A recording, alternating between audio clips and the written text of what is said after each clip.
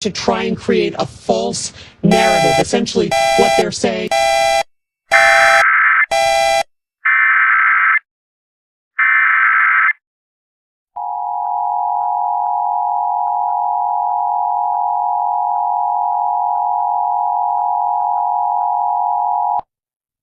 The civil authorities have issued a child abduction emergency for all of Washington beginning at 8:09 p.m. and ending at 9:09 p.m.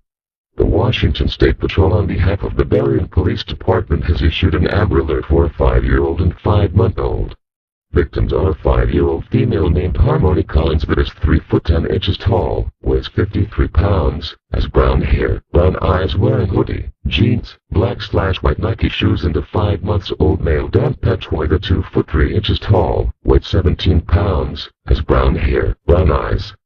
They were last seen on December 12, 2025, 12 o'clock.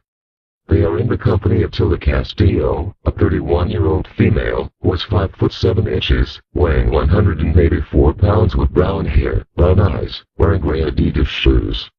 They may be traveling in a black 1997 Toyota Camry, Washington license CSG 6263. If you have information, please call 911.